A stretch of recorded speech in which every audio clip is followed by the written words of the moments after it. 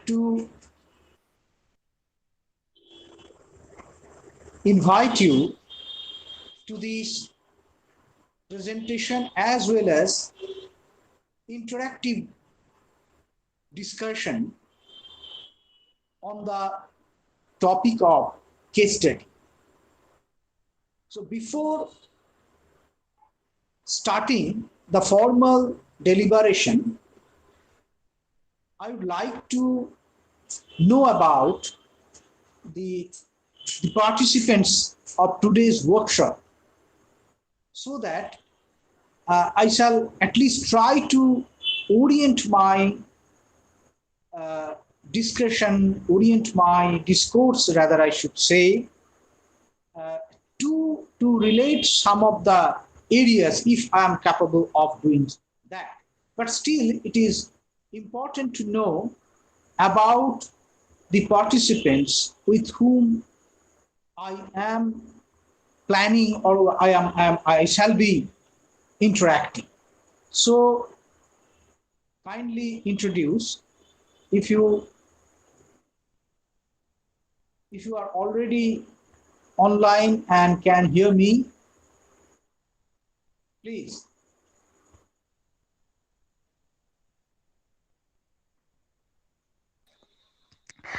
Good evening, sir. Myself, Shanga. I am an independent public health nutritionist. I was working with National Center of Excellence for SAM Management, and the area is malnutrition management of children. Okay, fine. Thank you. Thank you. Please. Good evening, sir. Yes. This is Joyita Shaha from Shantiniketan. I'm faculty member of Department of Geography, Pune Devi Chaudhary Girls College, under the aegis of Bandhopadhyay University.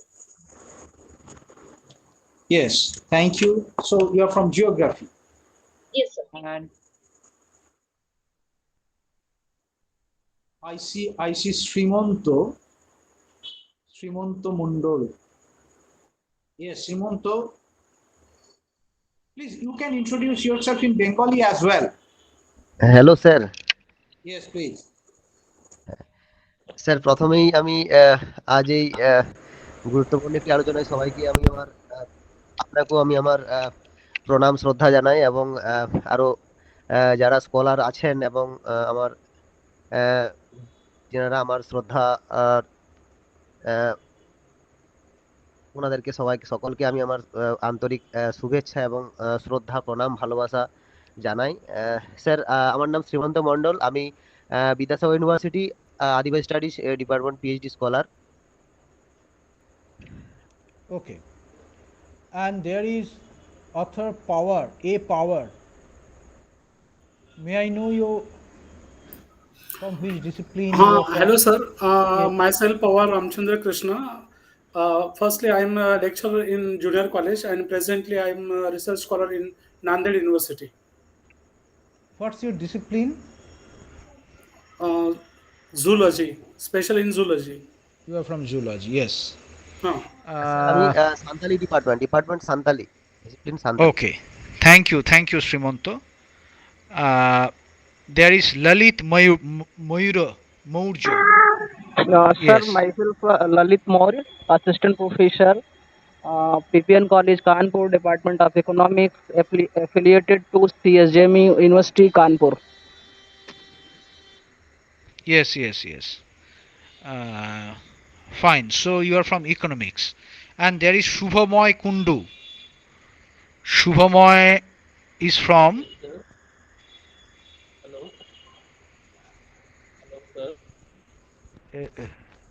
Am I audible to you, Shubhamoy? Yes, sir. Hello, Shubhamoy, please. Shubhamoy Kundu. Sir, my name is Shubhamoy Kundu. I am a research scholar in PhD. My discipline is geography, and my research topic is Fine. outmines. Fine. Very good. So you are also from geography. There is another participant, Tanushree Sarkar. Yes, sir. My name is Tanushree Sarkar.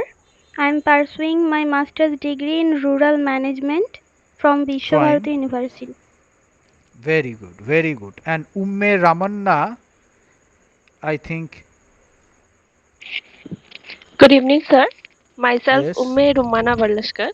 I'm doing my PhD from Department of Economics, Assam University, Silchar. Fine. So we have a medley of scholars, a medley of disciplines rather, representing scholars from different backgrounds, and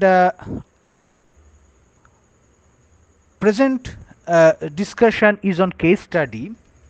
That's a method, a strategy that relates to a number of disciplines, and the way I shall try to arrange my discussion so that you can use this method in your own study, in your own research, as well as can identify the potential areas where you can conduct case study or case study employ case study method.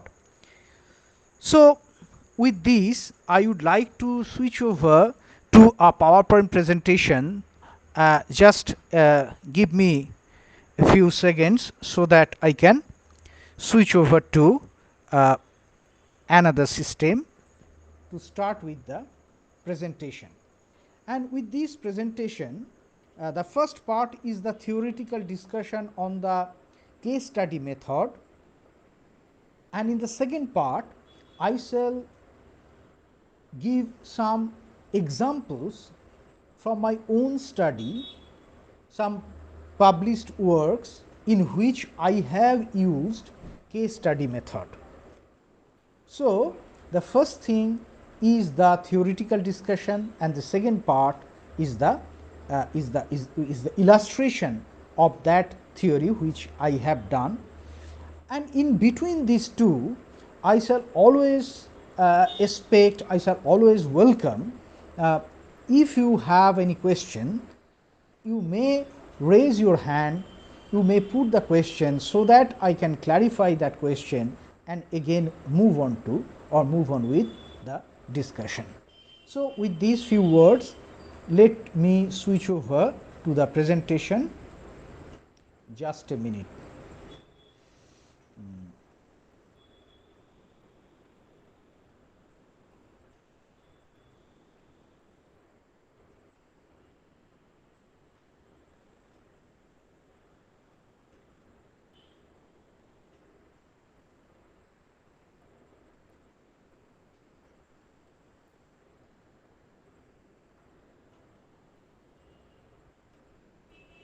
However, in between these arrangements, you may put any question if you have anything like that, whatever you would like to say, whatever you like to comment, because I always prefer an interactive discussion, because that also enhance our abilities mutually.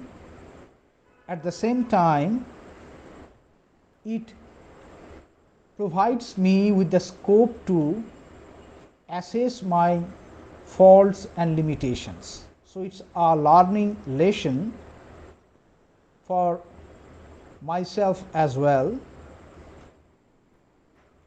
since this kind of interactions are always rewarding. There are some connectivity issues, as all of you, yes, now it is connected.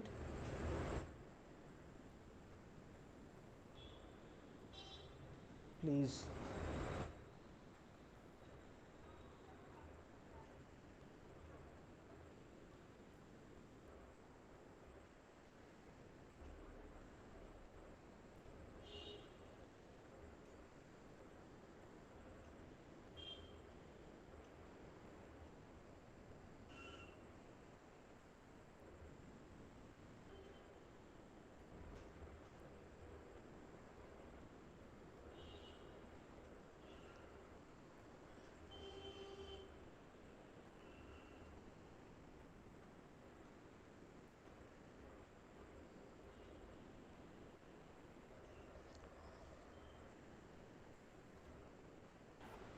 Any problem, sir? No problem. Just I am switching Okay. over to my laptop so that I Okay. can make the presentation. Sure, sir. Okay.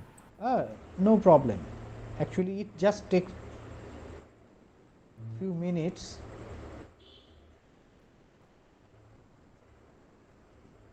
And you know the usual connectivity is not that smooth always.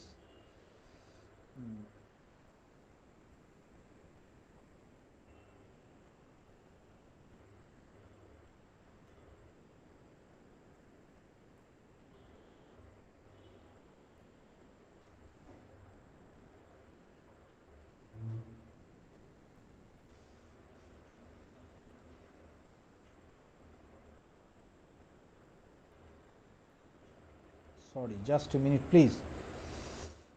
Little more bear with me.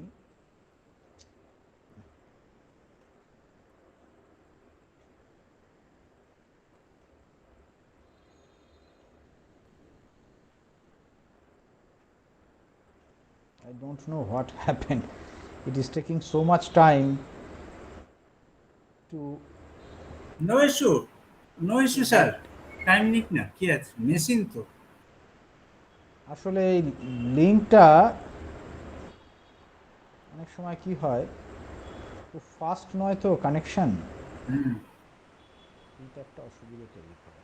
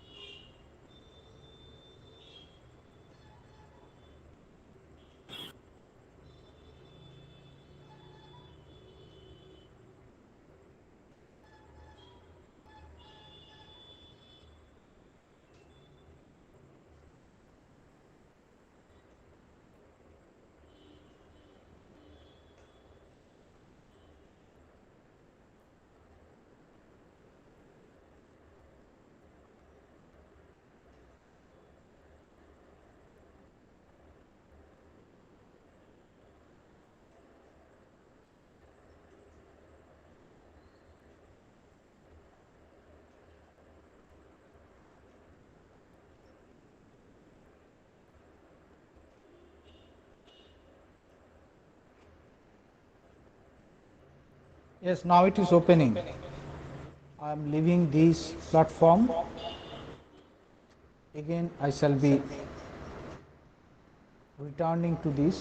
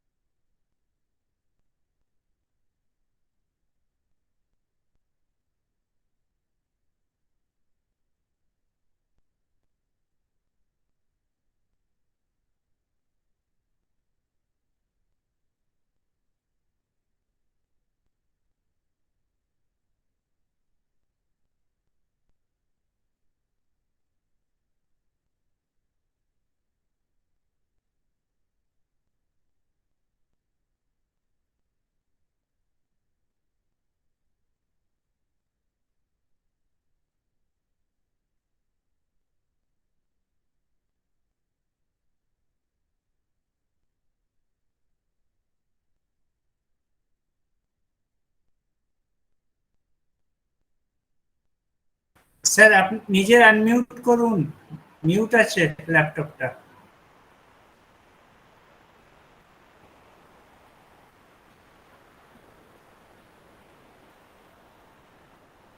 না sir, আপনার ল্যাপটপটা mute আছে, স্ক্রিনের কাছে দেখুন unmute আছে। হ্যাঁ, unmute করুন। Okay, হ্যাঁ, okay, ফাইন ফাইন, এসছে এসছে।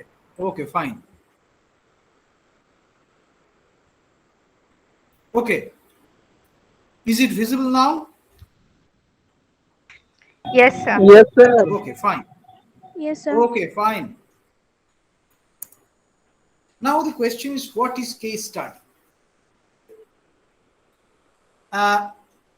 Actually, case study is a research strategy as well as a method of research for the independent study, data collection, and presentation.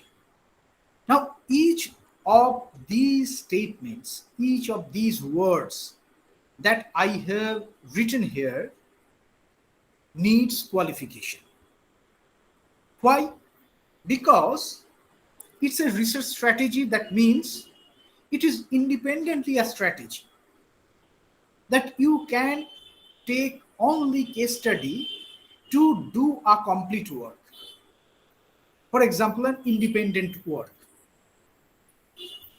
I can cite one example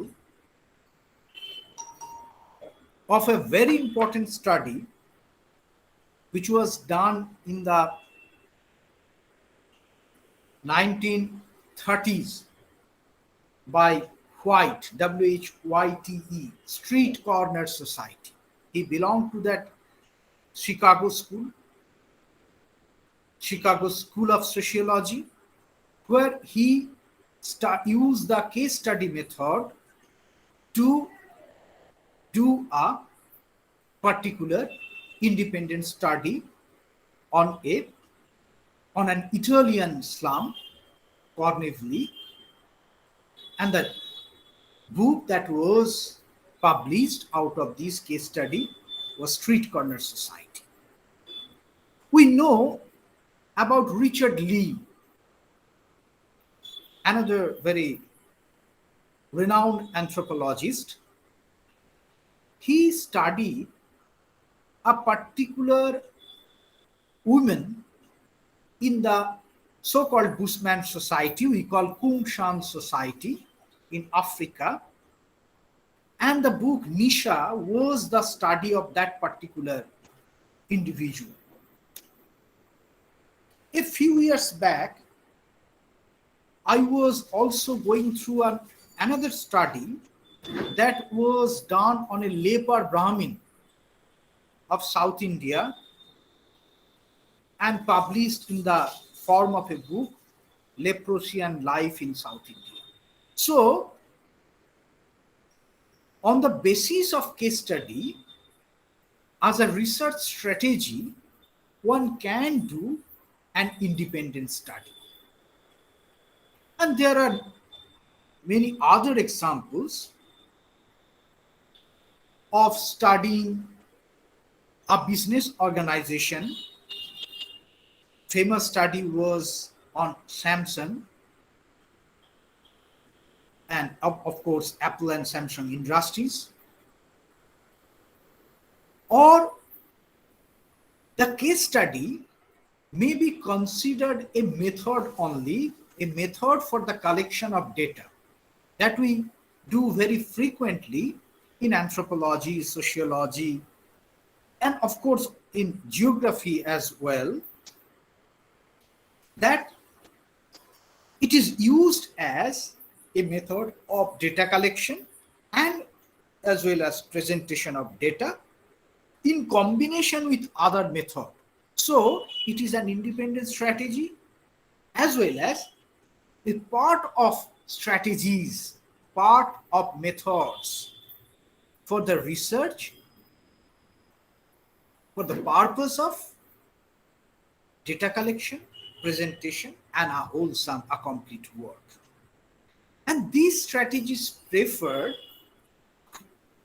particularly when how and why questions are posed.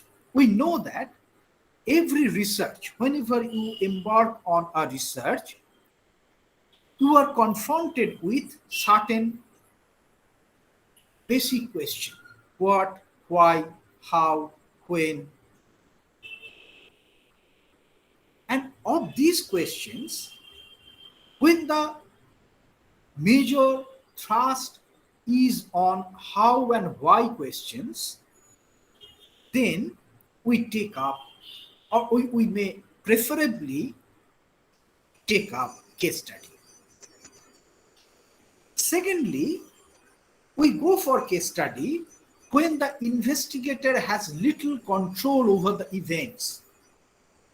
Why it is so used that little control? Because in geology or in physics or in chemistry, when you do your research within the confines of laboratory, there are certain control situations that you take a test group, you take a control group, and you do the experiments. So mostly in case of experimental research, you have rather more control or greater control over the events. But when there is no such control over the events, a movement is taking place, a festival is being celebrated, a socio-religious occasion is being observed, then the investigator is a onlooker, an observer to those events. So he or she has usually little control. And in this case, you may go for case study. And the third situation is when the focus is on contemporary phenomena within some real life context. Contemporary phenomena, that means which is taking place around you, within the social milieu we are living in, and within the real life context. So when the situations are like these, then we may go for case study. And there is a misconception that case study will always take up some individual. It is not the case always with the case study, because it may be done, may be conducted with the individual, the group, organization, a social event, or a political event. So with these few things, that when to do case study and what are the subjects on which we can take up case study, with these two things, we may now move on to some other issues, some other aspects of the methodology of case study, with the following subsections with which I have arranged my presentation. That is, how do we define the case study? How do we determine the relevant data to be collected?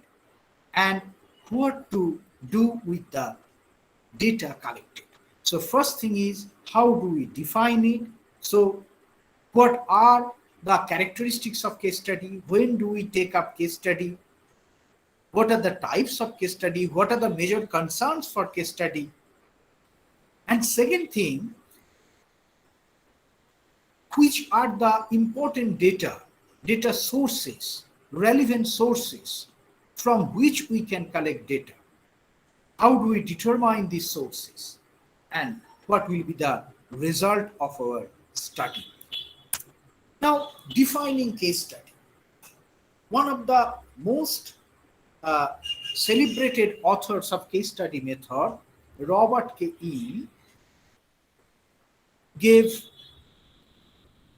a number of definitions, and if we join them up, we find these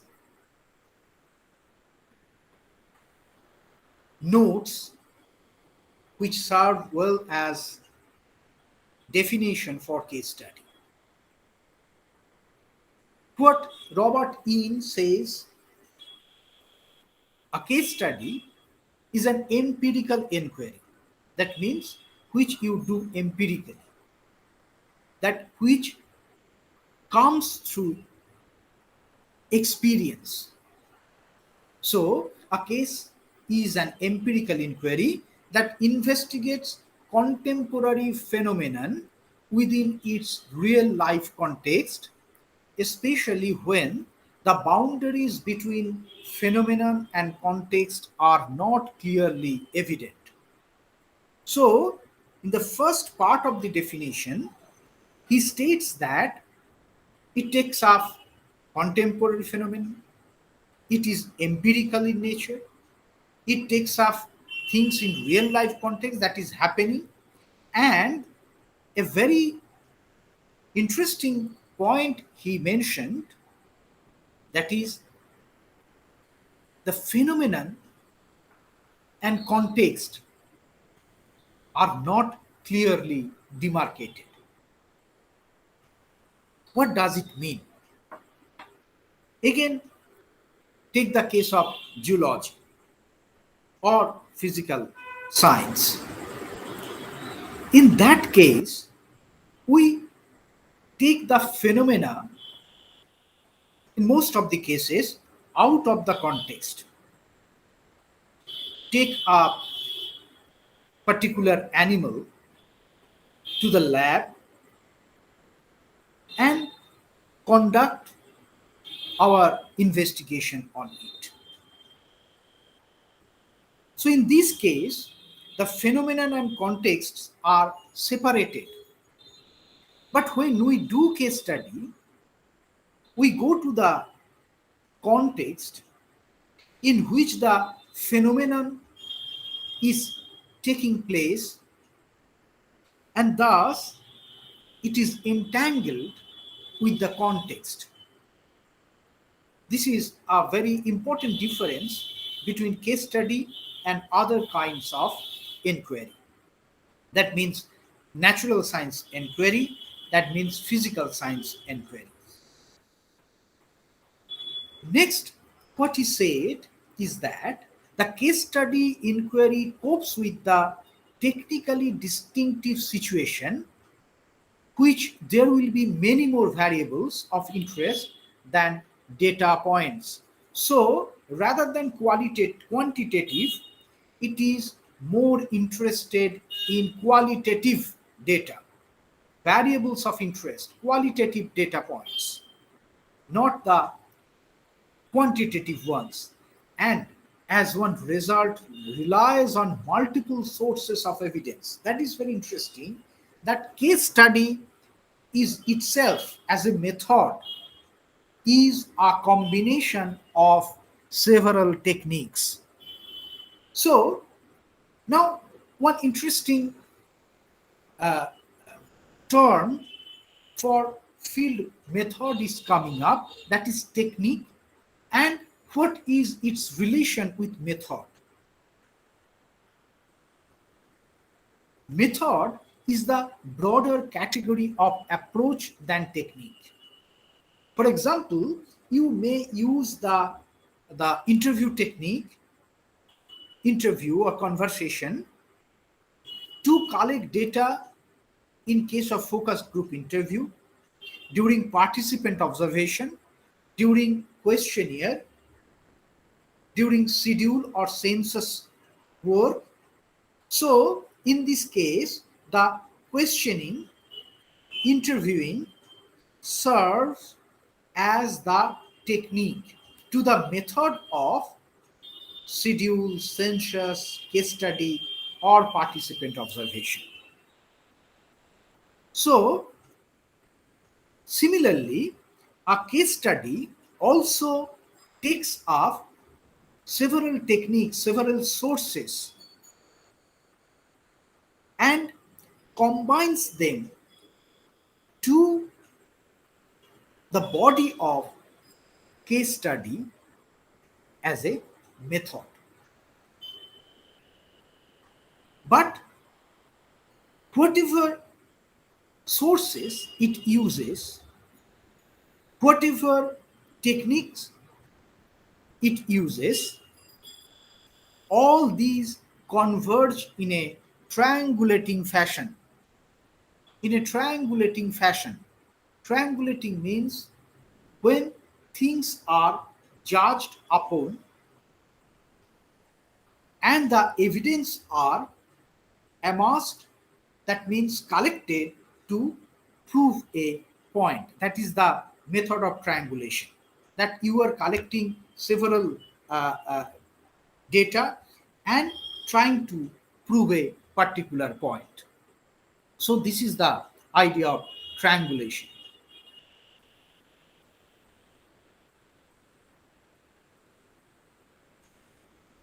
So you are doing that triangulation.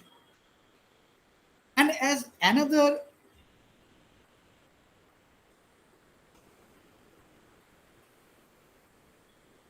point which he also adds is that the result benefits from prior development of theoretical proposition to guide data collection and analysis. So one thing, it is doing triangulation, that means several sources to prove one point or to make a single point evident or to observe a particular phenomenon. That is one thing. And another aspect of case study is that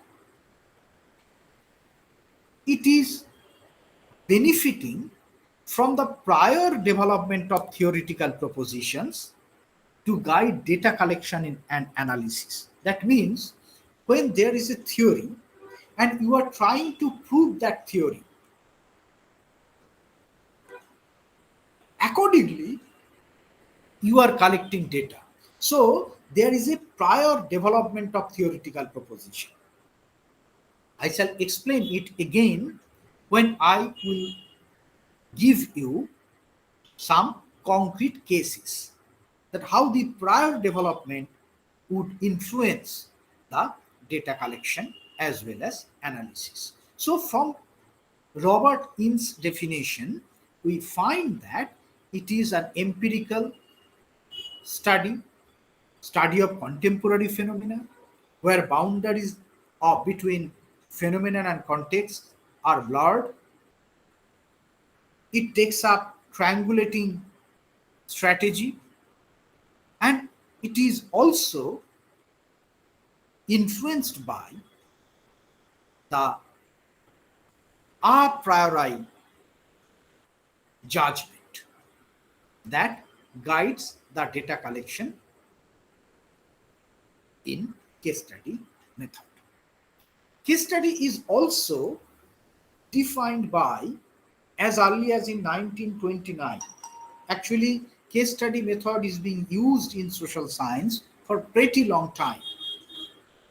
Woodham and Joche write that the case study method is a technique by which individual factor, whether it be an institution or just an episode in the life of an individual or a group, is analyzed in its relationship to any other in that group. So traditionally, I have just cited this definition to show the change in the approach to defining case study over the period, and from using case study as a very delimited, very limited in scope, very limited in scope in its application as a method, to a broader strategy for research. And the Odom and Jocher's definition, if you go by that, you will find that it is basically harping on or emphasizing on the point that the case study will be used for the collection of data of an individual or an institution or the aspect of life of an individual, and to place that data in its relationship to some other data. And still, in anthropological and sociological study, this approach has good influence. We often do that.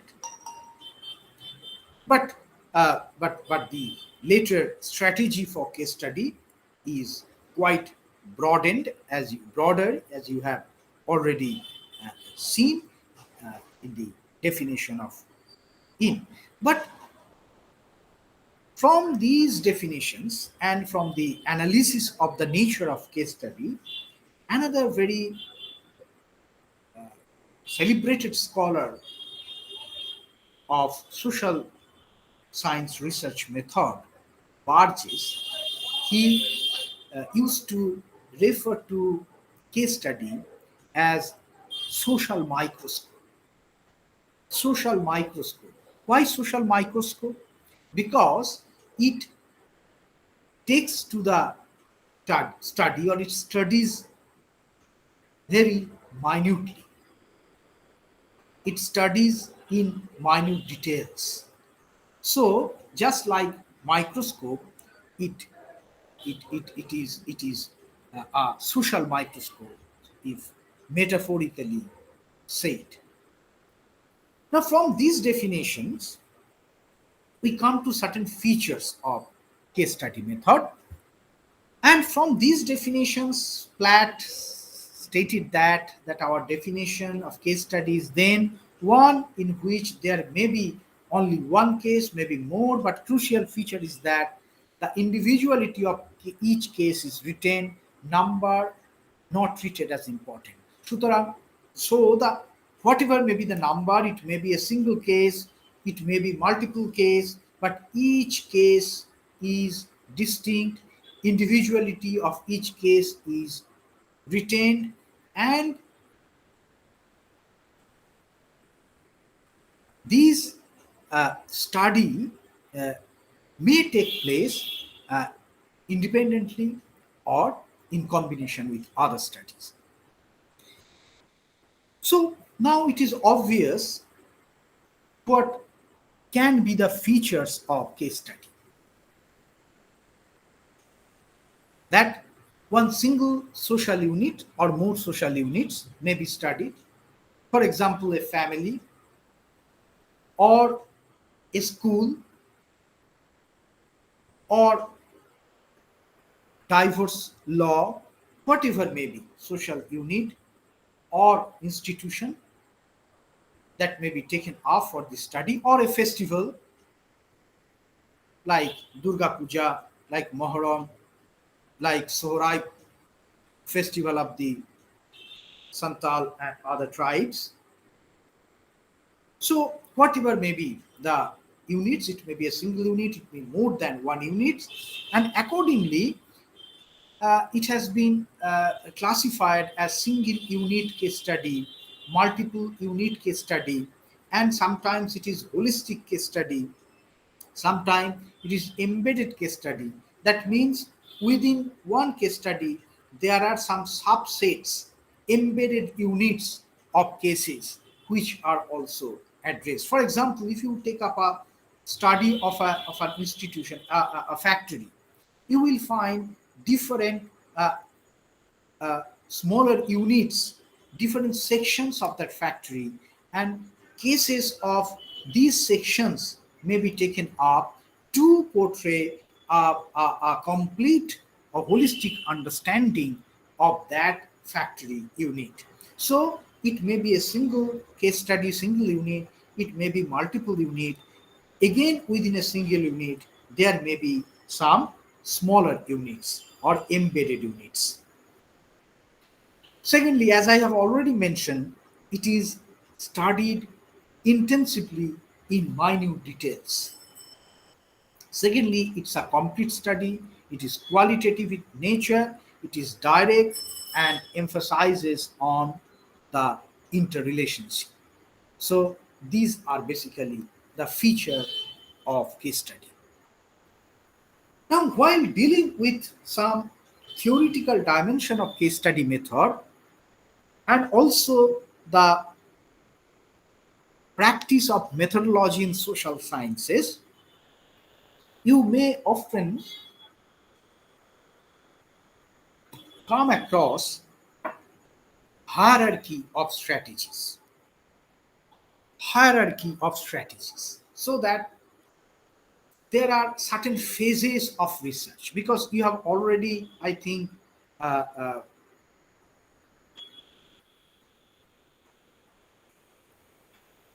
get familiarized with the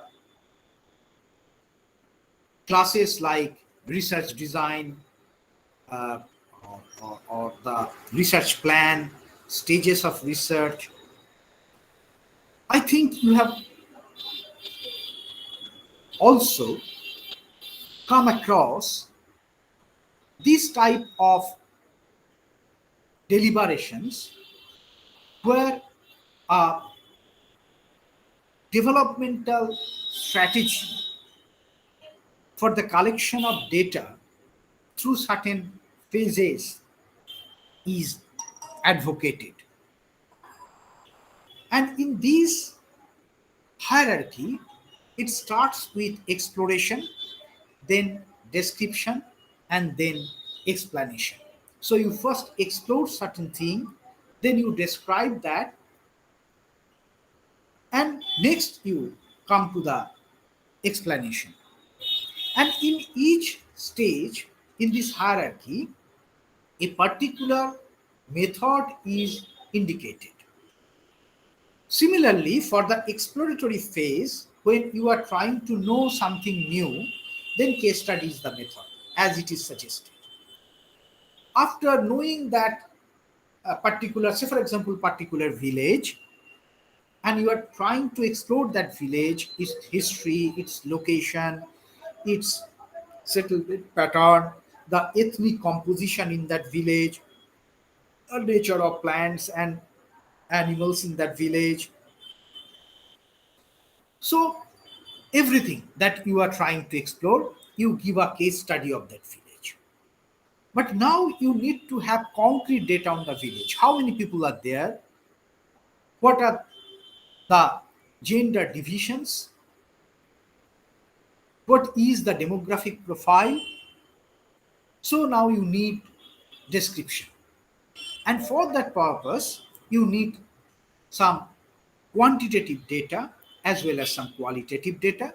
And for the purpose of collection of quantitative data, you are taking a census schedule and you are describing. And next, there are causal analysis, several theories. You can analyze it through structural theory, through functional theory, through actor network theory, whatever theory social sciences have offered you. So this is the explanatory phase. But this type of hierarchy is not always tenable, since case study is argued as an inclusive and pluralistic way. So when you are doing a case study, you are taking off a number of techniques, including those things, thus it becomes pluralistic in nature.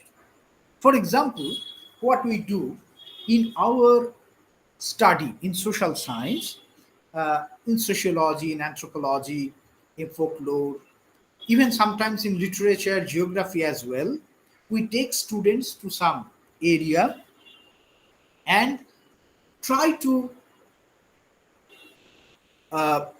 instruct them that you collect data on that particular village or that people. And they apply a number of methods and techniques: interview, observation, questionnaire, and also case study. Now, when they are asked to write a case study, what do they do?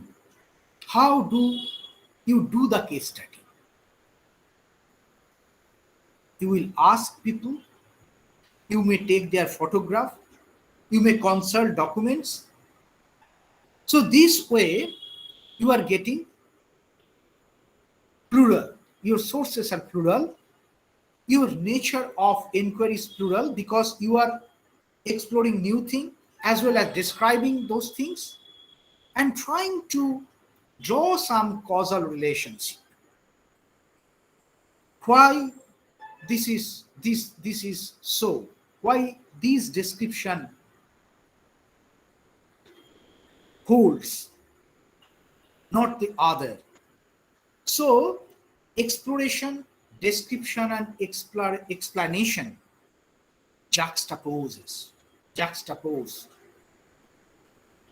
So at the level of data collection and at the level of its presentation, you are inclusive and pluralistic. So the case study can be used in every way, in explanatory, descriptive, and exploratory way, and accordingly it is also divided, categorized into the types such as explanatory case study, descriptive case study, exploratory case study. So the types are nothing but a reflection of the way you are approaching the particular event to collect data through case study method. Now, the next thing is that it is well settled what are the types, what are the feature, and what is meant by case study, that it is a study of an institution or an individual empirically in minute details, in real life situation, real life context. But the question is, when you will select case, you will select case on the basis of the type of question posed, how much control you have, and when the focus is on some contemporary event. So you will do case study to know how a particular business firm is doing well and why. If it is your question, why Reliance is doing well, not the JK Textiles,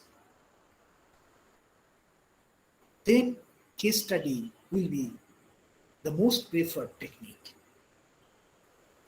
But at the same time, you need to have certain amount of control, but the magnitude of this control will be lesser in such case, because you cannot influence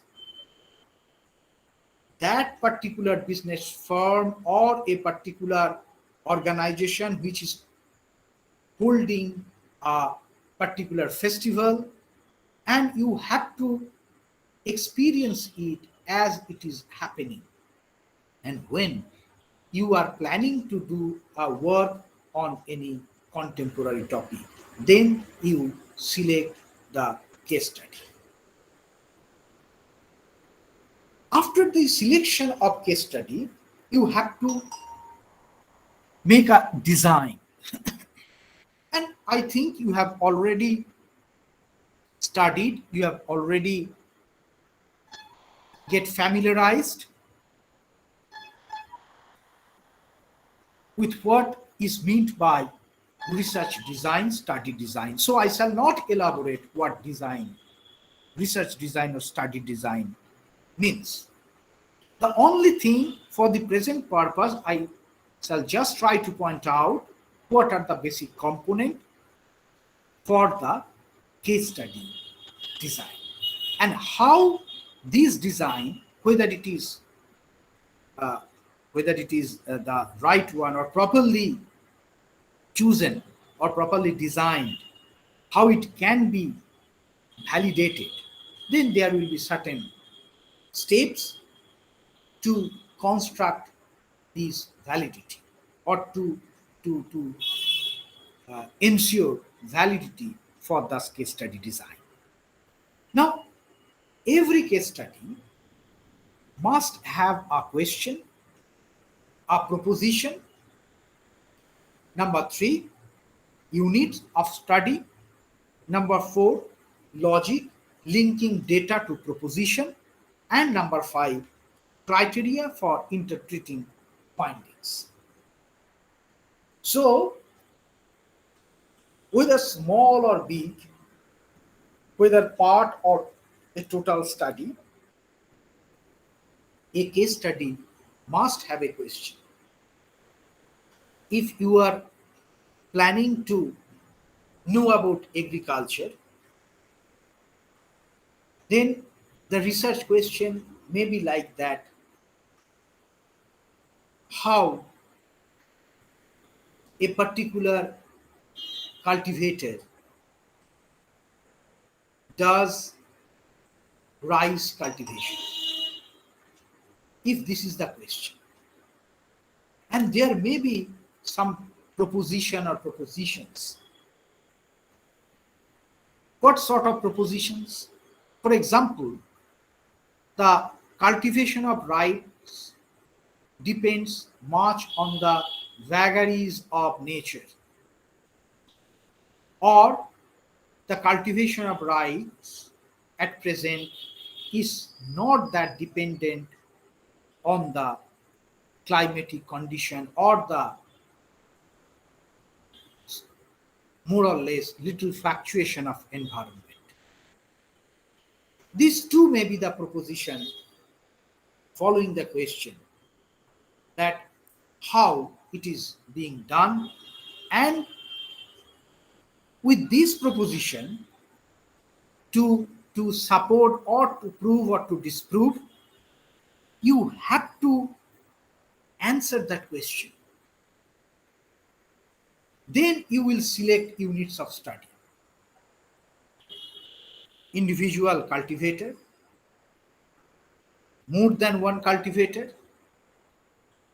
more than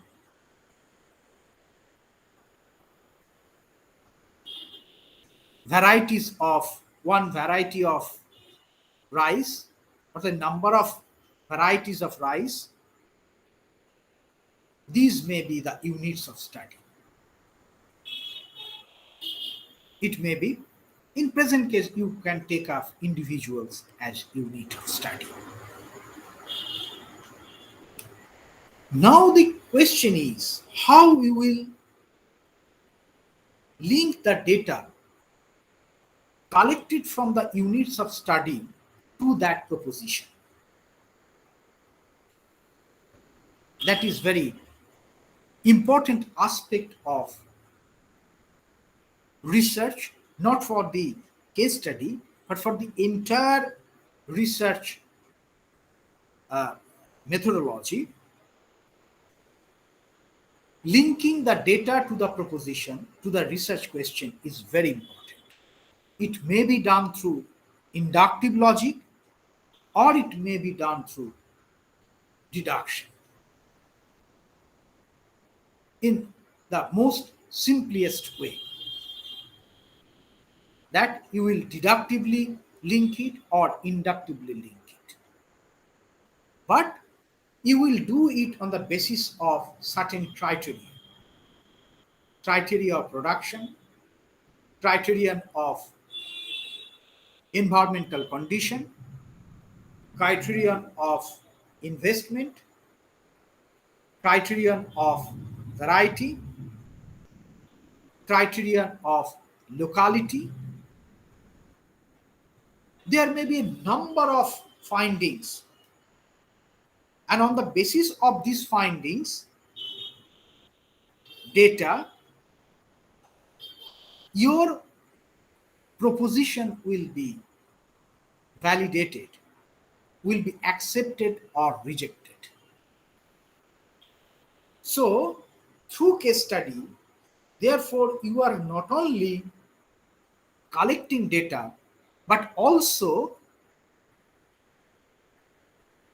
judging your data also putting it on the X-ray of analysis to see the internal logic of linking your data to the question, to the proposition. So this is not simply a collection of data. As you are to remain ever conscious of the internal logic of the inquiry that the case study design tries to present. And whether you have done this properly, you can validate this design through construct validity, that whether the design is properly constructed. Internal validity, all the internal units are corresponding to each other or not. External validity, whether these findings is corresponding to some other findings. And the last one is the reliability, that it is matching the real situation, the reliability of the data. So with this validity, you can now place your case study in the appropriate context. Now I have already mentioned about in outlines, in just 1-2 points, the types of case study, what can be the types of case studies. That was one division on the nature of, on the basis of purpose of inquiry. But if we see the structure of case study inquiry, there may be single case study, there may be multiple case study. But what is the rationale behind choosing a single case study? When do you do a single case study or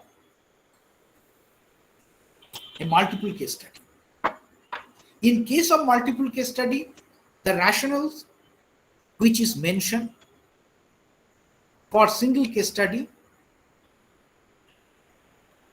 is also applicable to certain extent, with the only addition of the criterion of replication.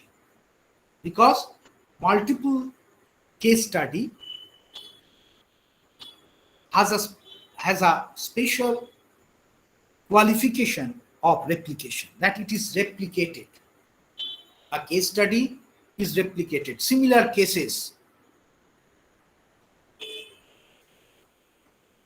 you are experimenting with a particular animal or a particular metal, or a human resource team. The case study of team A may be replicated in another, in case of another team, say for example team B. They may be similar, may be dissimilar, but the basic idea is replication.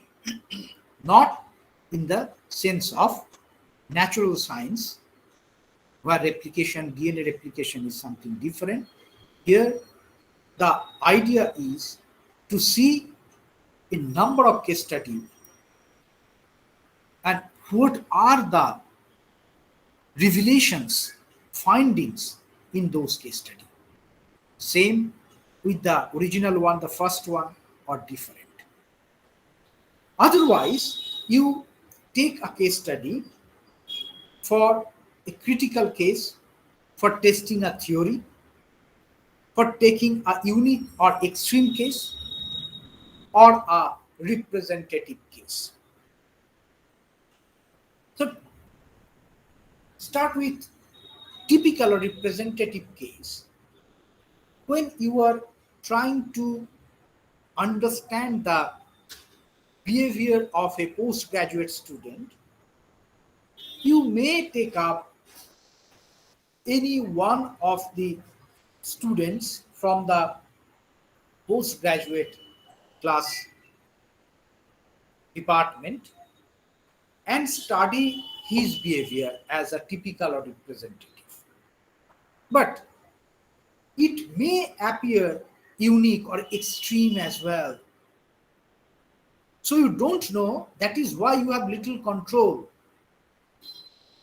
The case study will take you to the revelation. The way he is strangulating, you don't know. It may be a unique case. But for the case of testing theory, it is a little different, because when you are trying to explain a particular theory or test a particular theory, say for example, the theory of uh, of uh, sympathetic magic, or a theory of psychological functionalism.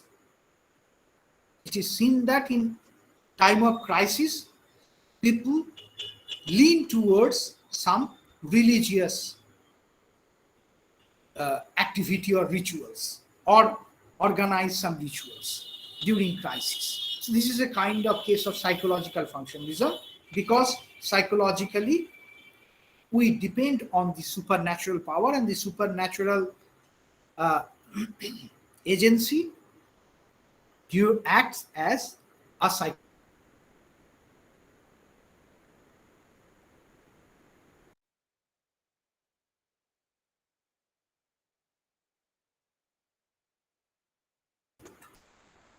So now you take up a case of yoga, or so he is now or she is now passing through a very critical or crisis situation. And during this period, the psychological functionalist theory talks about ritual as a mechanism or a functional mechanism to tide over these crises. Now you take a particular case and you give details of that case, and you can now test that theory and support it. But you may have different cases as well which do not support this particular theory. It may be so, but in case of testing theory, you may take up certain critical case.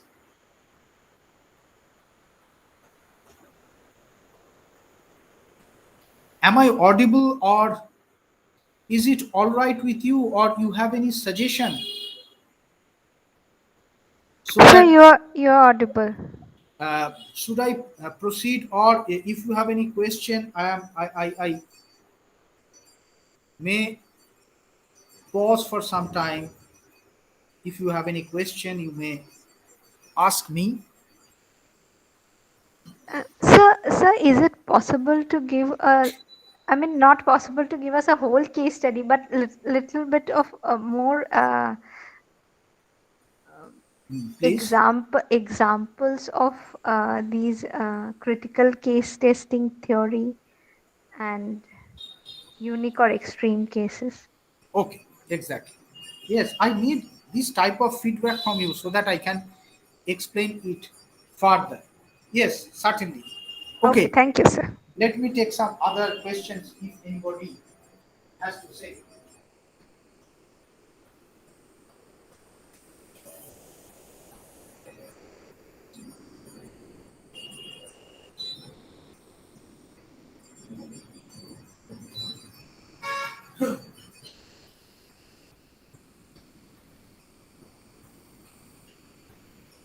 Testing theory, what does it mean? That a particular theory is advocated by a social scientist or a scientist. Now, whether this theory is acceptable or not, whether it is applicable or not may be tested with case study. For example, this is very commonplace example is Newton's one, the falling of apple. This is a unique case that we can replicate, or similar in case of apple you may take some other objects to test this theory. This is very simplest way of explaining this thing, but to take some more social scientific, I was talking about psychological functionalism, a theory mainly advocated by Bronislaw Malinowski. What was the basic point of that theory, basic argument of that theory?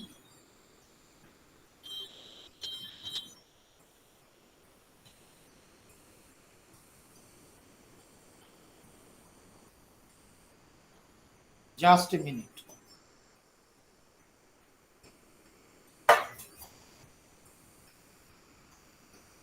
Malinowski was of opinion that each and every institution in a society has its function. If any institution does not have any function, it will perish, or if there is any malfunctioning of institution in a society, there will be decline in the society. For example, in ideal situation, if the institution of marriage does not function properly, if the institution of law and order does not function properly, then the social fabric will be distorted. So, to keep the society going in a balanced condition, functioning of each institution is important. So this is the basic idea behind functional theory. And he talked about a charter, social charter. There was activities and personnel, and what these personnel do actually constitute the function, and in totality they create the functionalist interpretation of a particular institution. So now if you want to test that yes, these function or functionalist explanation, functionalist theory is correct, Malinowski gave examples of hula sailors who sail in the interior ocean, deep sea,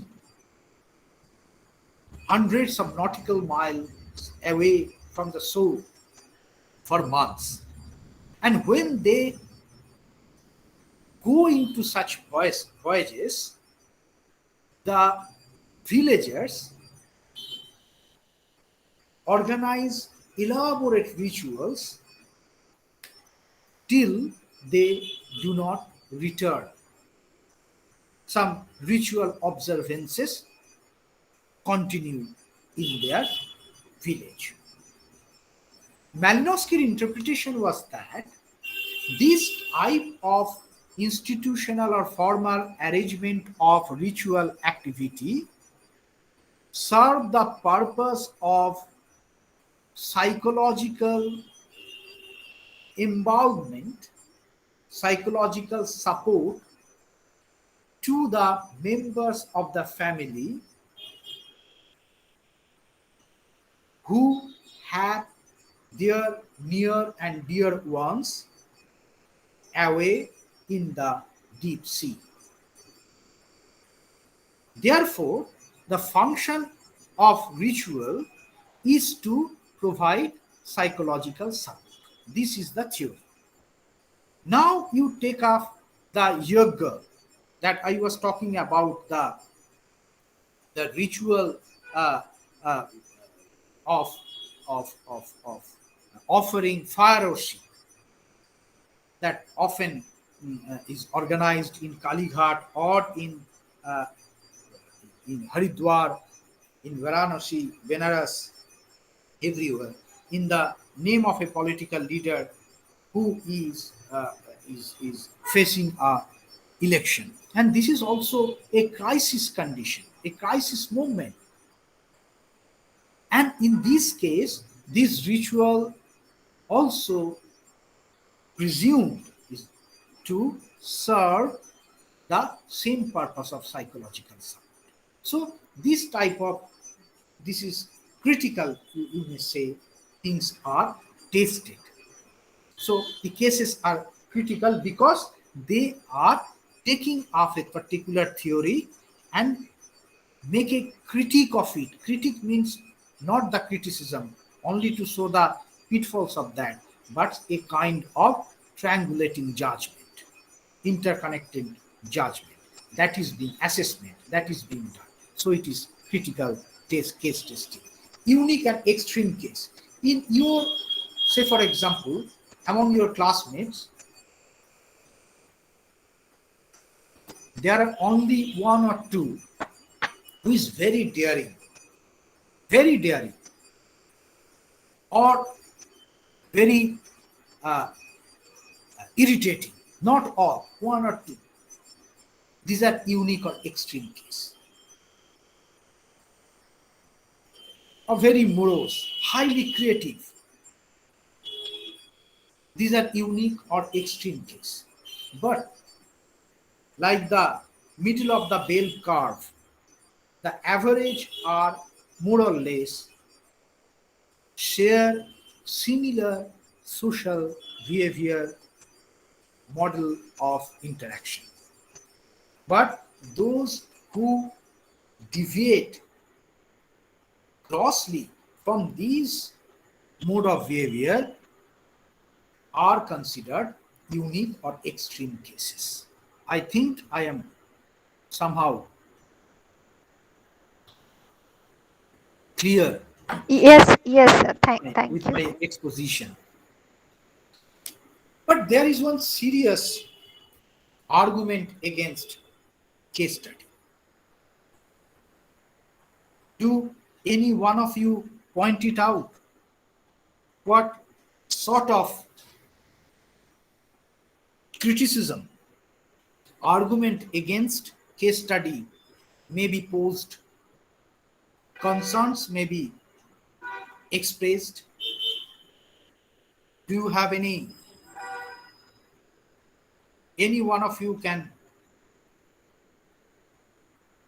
because you may have this question is very simple, that how one case study can reflect upon the entire reality, the real life situation.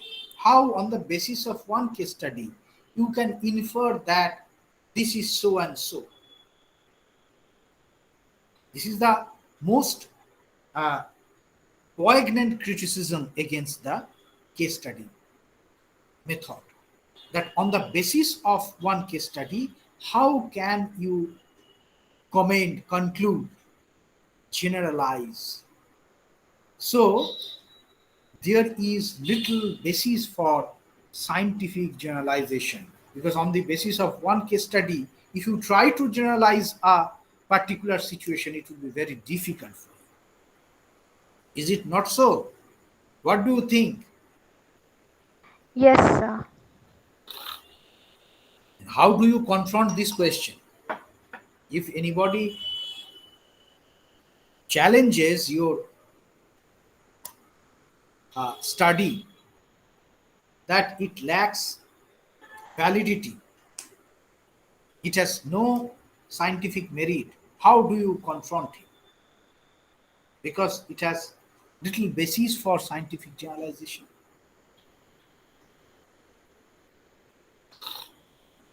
There are some philosophical argument, I am not going into that, but simply put, it is the scientific generalization of a different kind. Generalization can be done in different ways, mostly in two major ways. One is statistical generalization that you mostly do in case of science or natural science or in case of hard sciences. Statistical generalization. So on the basis of a number of observations, you come to certain conclusions, some generalized features. You do t-test, chi-square test, you do regression, correlation, and a number of techniques you adopt statistically to validate, to get the significance of the data and do everything. But apart from this scientific, so-called statistical or scientific generalization, there is another mode of another type of generalization which is called analytical generalization. And case study falls in the category of analytical generalization. This is the most important argument against those who try to snub the validity of case study method. So there is the scope for analytical generalization. And other 2 points you can take up on your in your own way, that lack of rigor, it is due to the practitioner.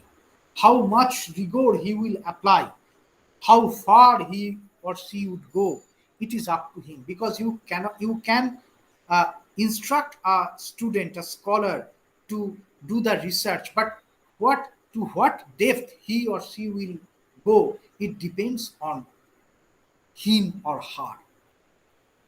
But this should be done in minute details.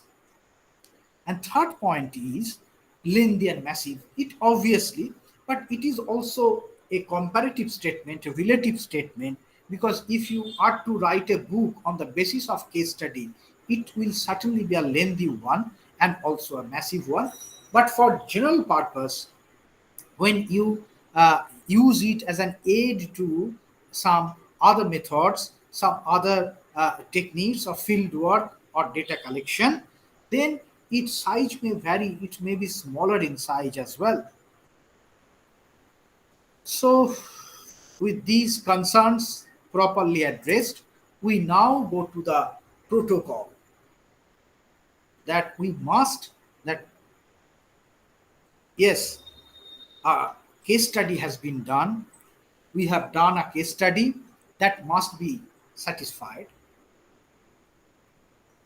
on the basis of the following protocols: that you have used the instrument and procedures properly, you have collected data following that procedures, you have kept an appropriate question,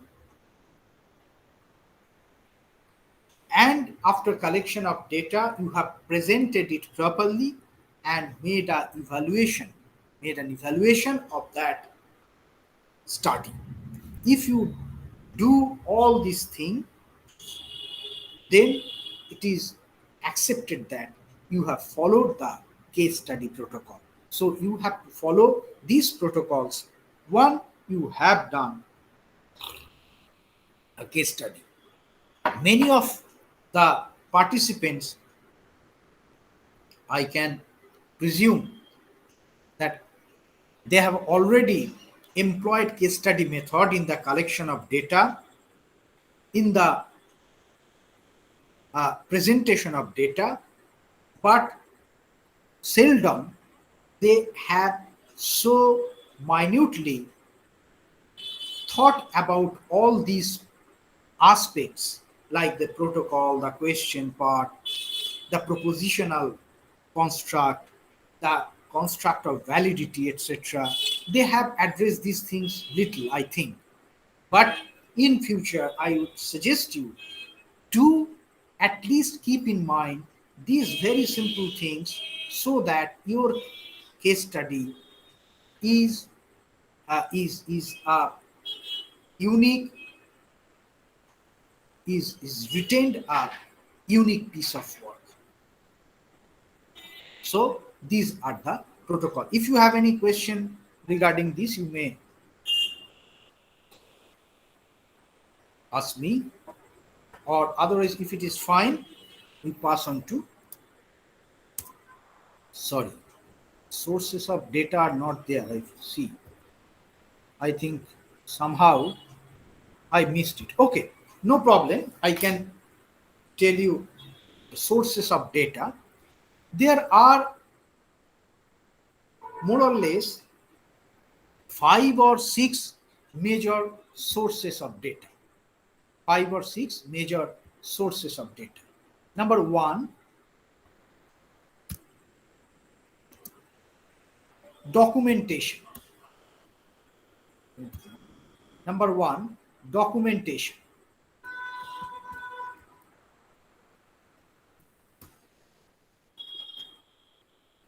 Several documents, report, newspaper stories. In a school, you will find attendance register, class routine, notices, several, even the souvenirs. All these are documentations. For a business organization, you will have number of documentations: advertisement, invitation card, brochure. So numerous documentaries and documents, papers you will find while you will try to start a case study, or you may collect data from these documents. Number 2, archival data. You can use archival data as well. Archival data. What is there in archive? For agriculture, very important archival data is the old land records, the deeds. For the study of an institution, you can search in the archives regarding the history of these institutions and the data connected with these institutions. This may be archival data. Thirdly, you can do interview. This is always very much often the most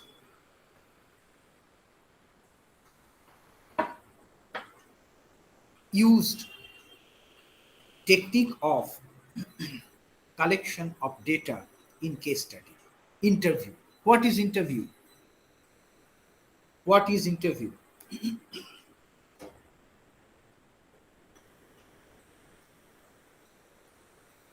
Is it just a talk or conversation? Interview for the case study or any research purpose is always a conversation with a purpose. So for the collection of data in the case, keeping in mind the research question and proposition, when you are talking to an individual or a group of individual, then it is the interview, then it is the conversation with a purpose. Fourthly, there is direct observation. Direct observation. Fifth one is participant observation.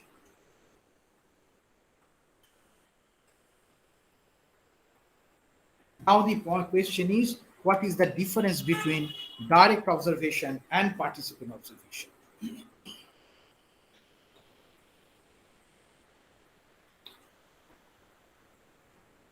If it is possible through direct observation, why then participant observation? And what is the difference between direct observation and participant observation? Do any one of you enlighten me? What is direct observation and participant observation? I am talking for long without an introduction, and So I can try. yes, please, please. So direct observation is through the eyes of the researcher. Yes, please. Hello. So am I audible? Yes, yes, quite.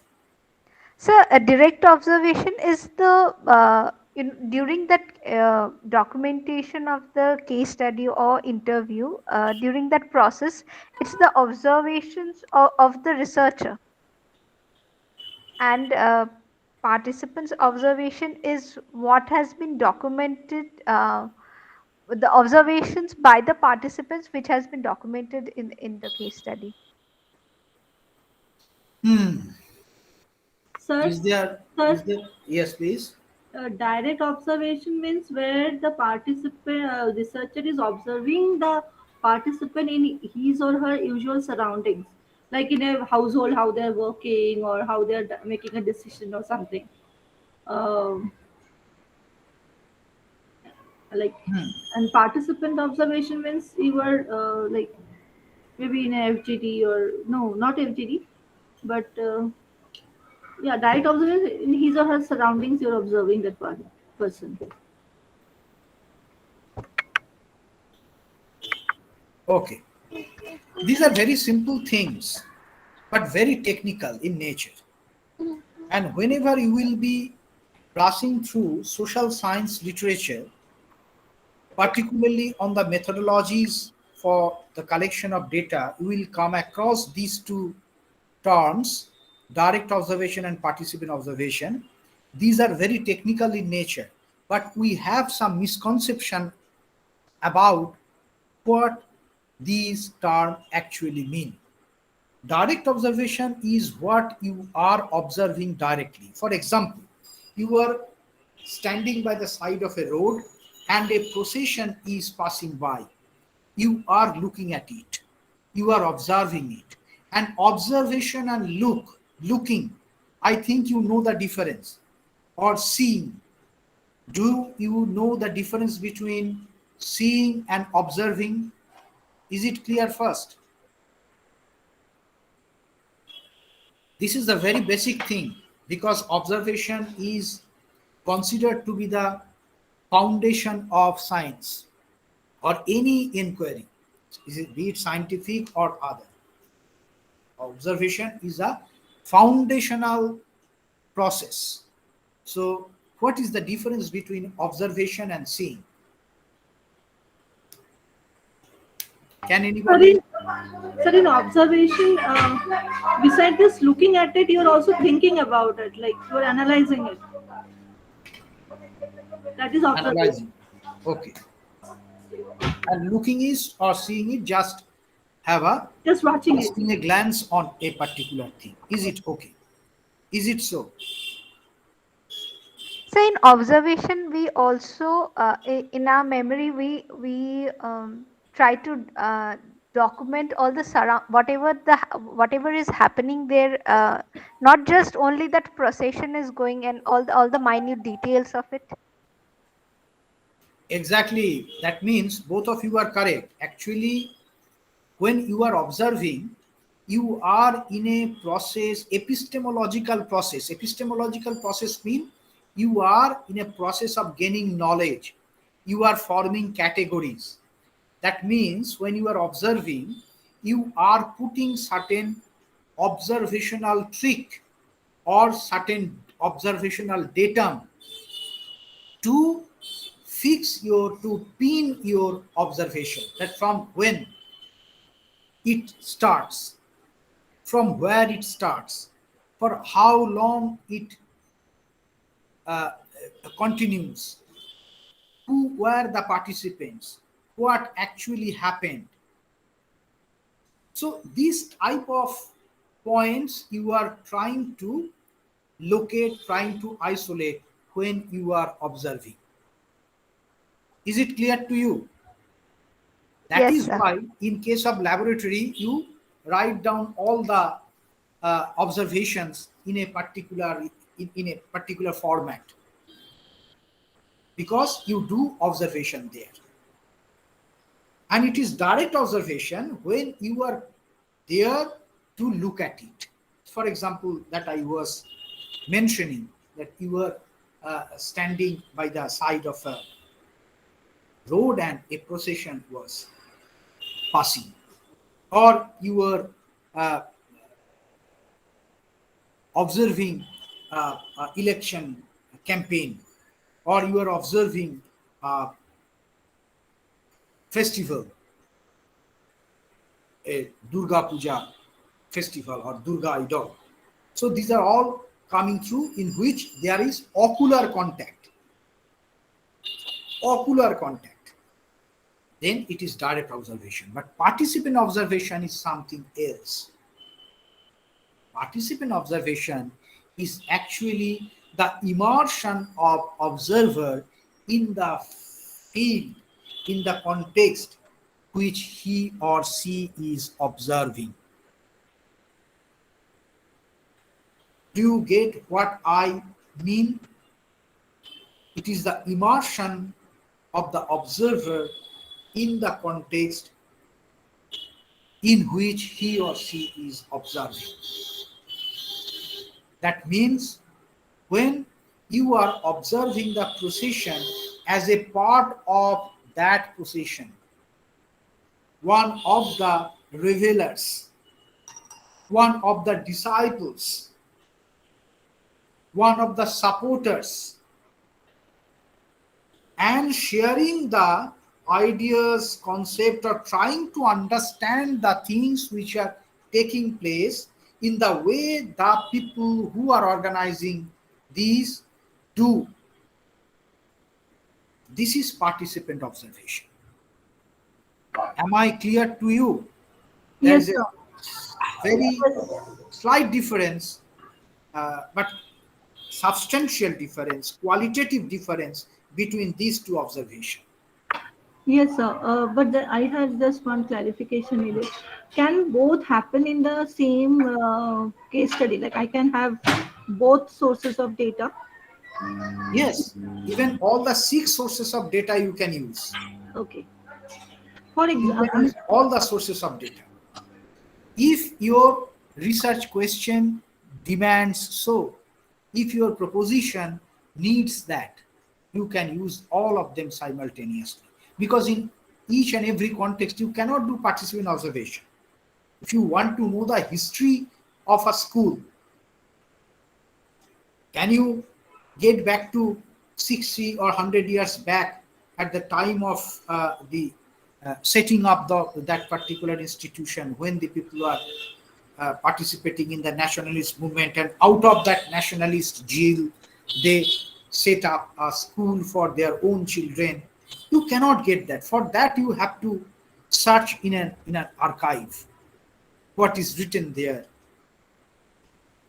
But your idea is to have a case study on the particular school.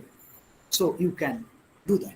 And the 6th one, which is sometime contingent upon the researcher, that is the physical artifact.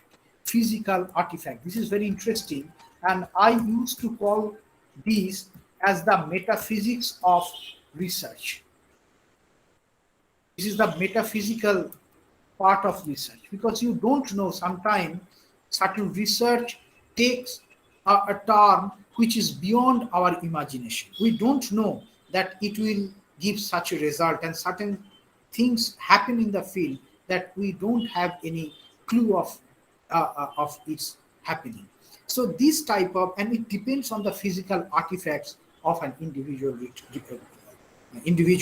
researcher, how you can familiarize, how you can establish rapport, how you can maneuver the situation, how you are enmeshed into it, how the things are clicking properly. So all these physical artifacts, what is your own insight? Because social science research is a creative process, is a subjective kind of inquiry. You always keep it in mind. Being scientific, we also share a lot of subjective elements in doing our social science research. So we should not get lost of sight for these particular physical artifacts, which consists of the visionary engagement of the researcher. So with these sources of data, we try to construct a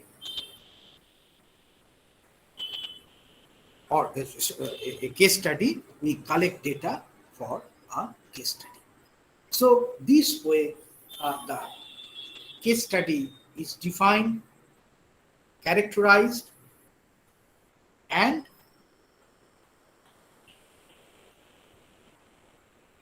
employed in the field for the collection of data. Now, let me know what type of questions at present you have in your mind that I can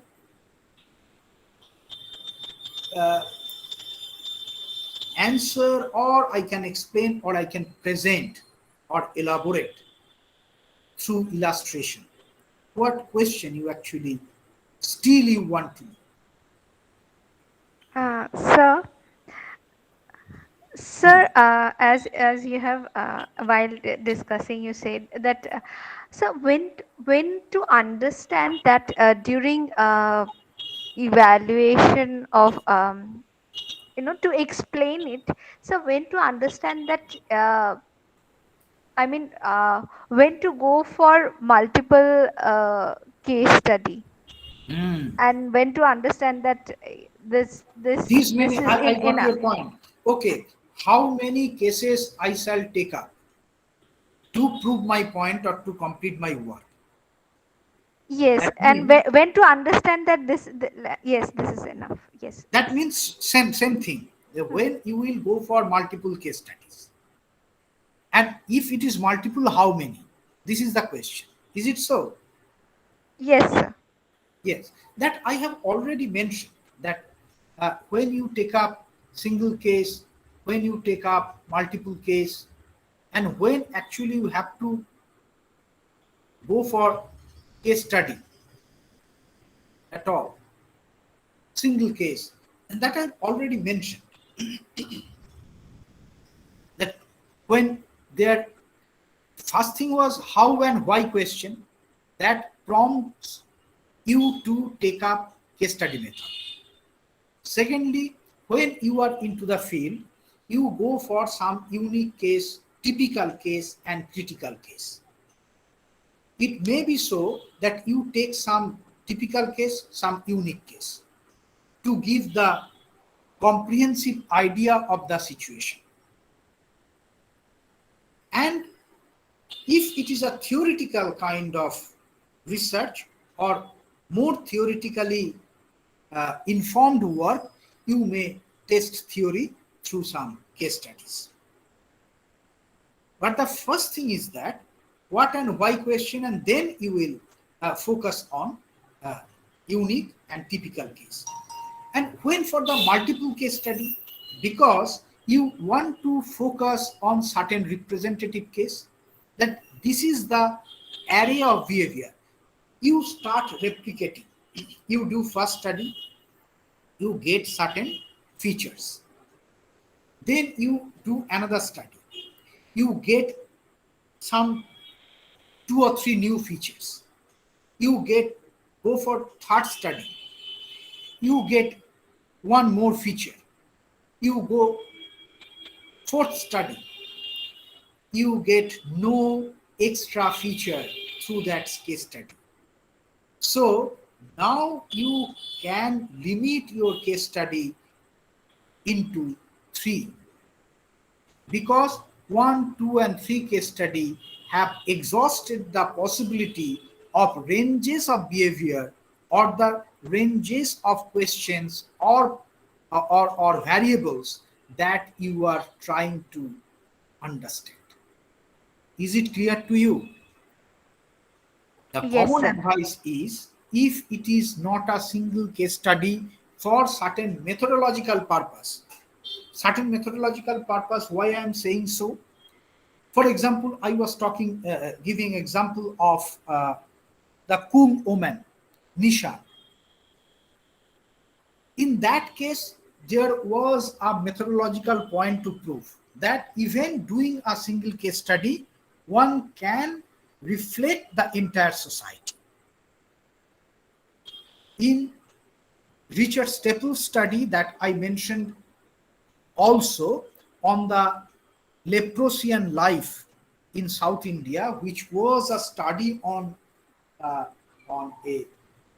Tamil Brahmin who was infected with leprosy, and how his course of life changed, and how he migrated from Tamil Nadu to Mumbai, from there to Chennai again, and from there to Hyderabad.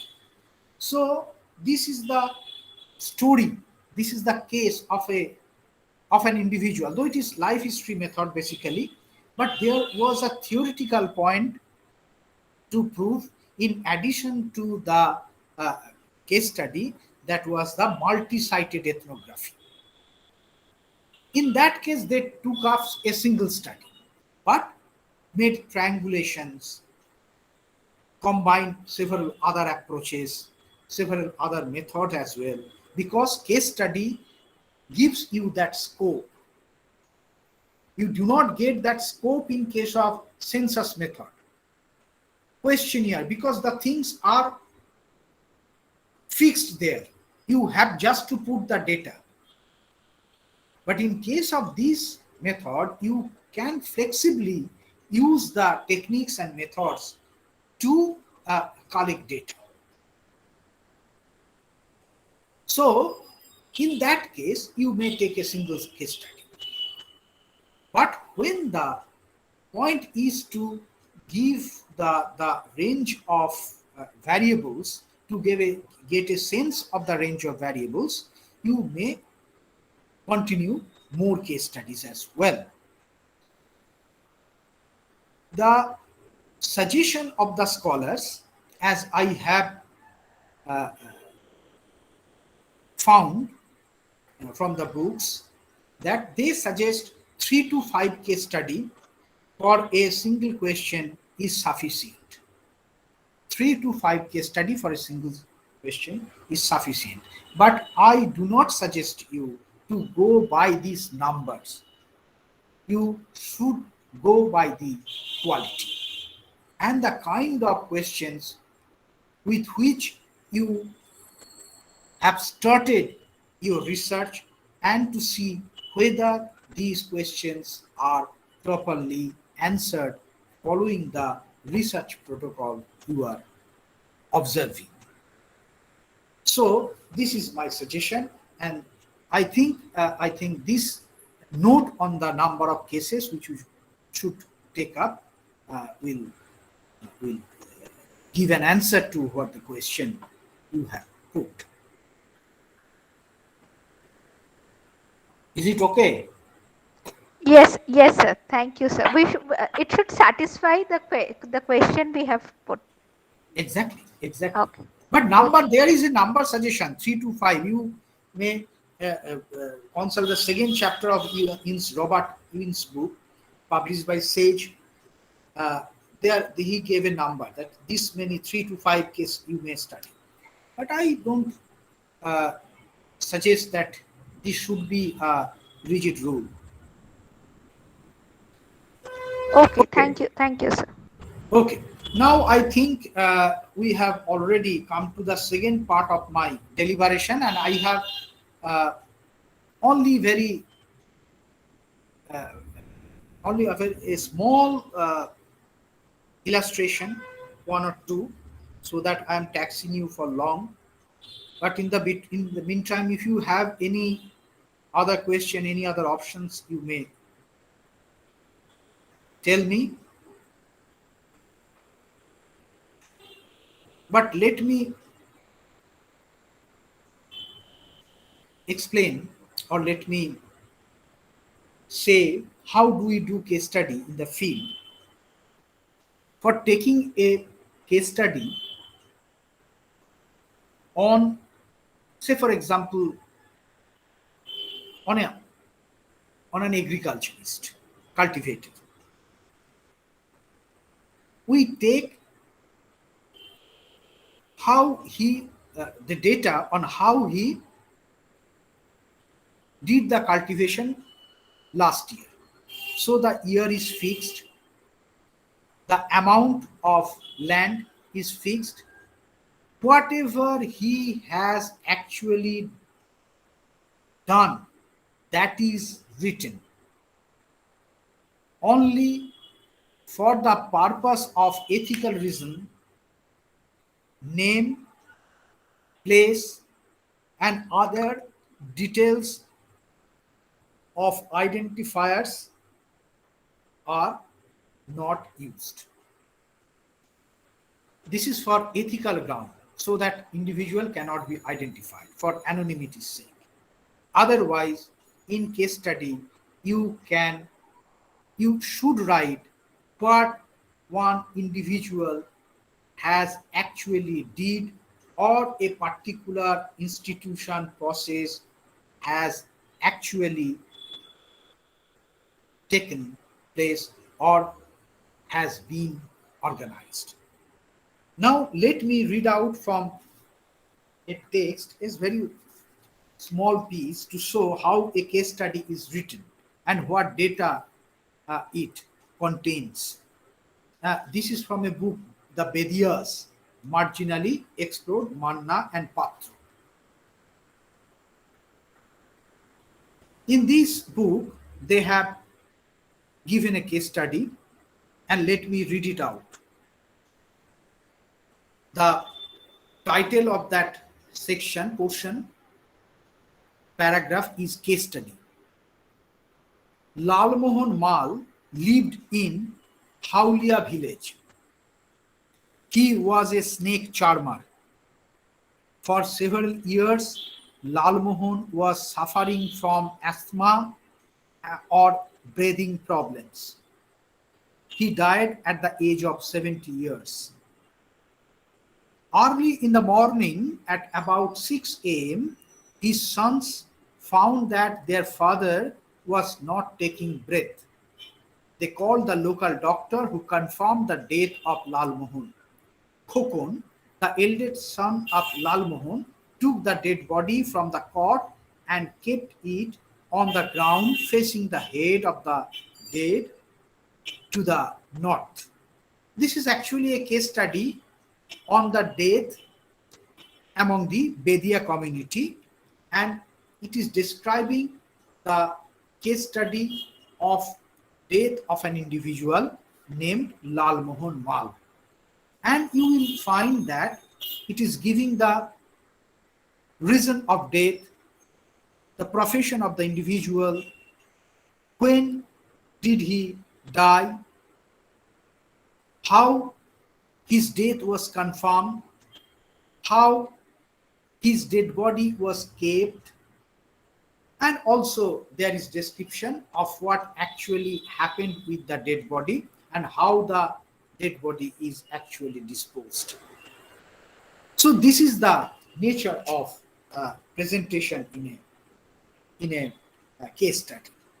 And what I was telling you about the case study as an independent strategy of research,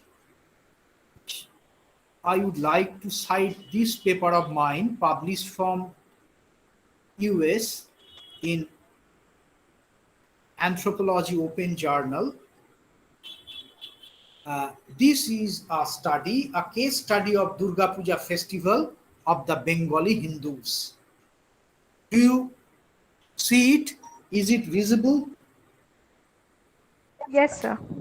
Okay. Now what I have said by way of my theoretical deliberation on the case study method, that it will have a question, it will have a proposition, it will take several methods to construct the body of the text, it will validate, it will theoretically link the findings, the data, and lastly, the validations. So, what was the question? My question was simple.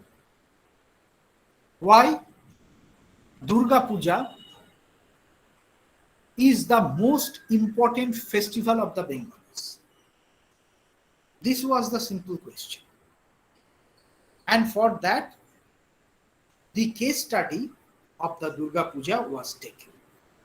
This was the question.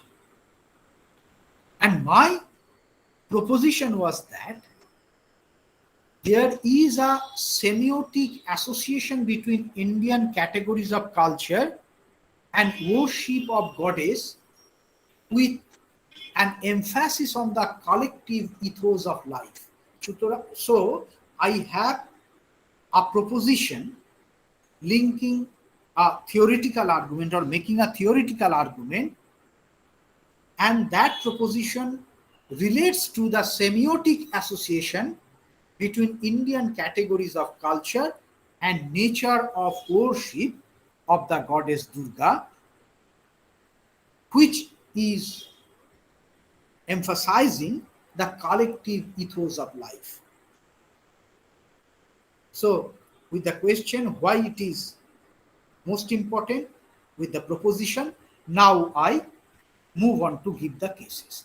And I have given a number of references, type of image, where I have shown through observation, through interview, and through using the photographic technique. I have used photographs, I have used documents, books, letters, other publications. I have used archives as well, the old literature, old reports on Durga. And by way of that, I went on to link all those information to the theory of total prestation. That was a theory given by Marcel Mauss, a French social scientist, that Durga Puja is a kind of total prestation. Why it is total prestation?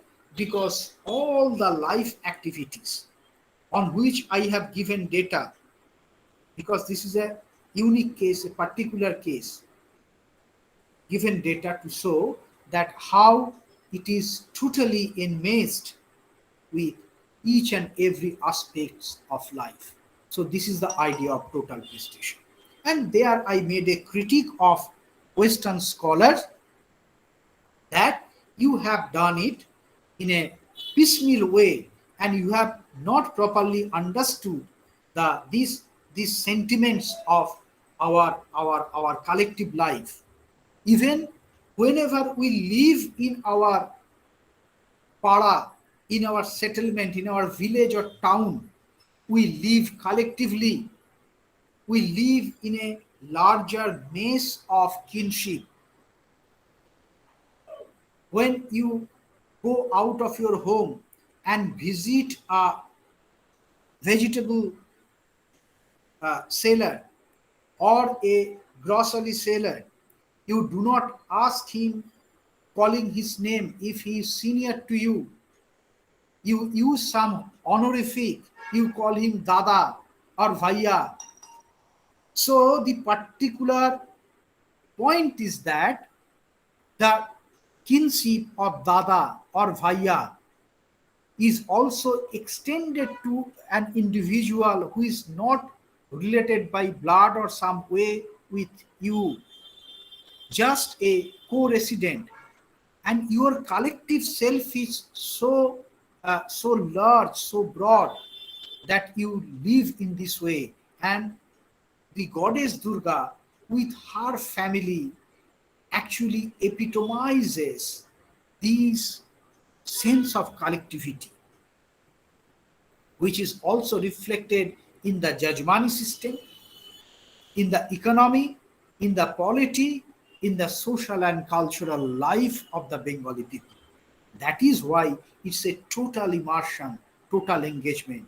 This is such semiotic understanding, semiotic classification or ethno semantics of your of your universe, that is called the ethnosociology of existence, is so explained through the goddess Durga. Or cosmology is a reflection of the sense of unified reality in which the social relations, political and other things, as well as supernatural, converge. And through this case study, I wanted to portray that particular point, that question, and answered it by the, the following the protocol of case study method. So with these discussion, with these deliberation, I would like to bring an end to my presentation. If you have any question, any further elaboration, you are free to ask me.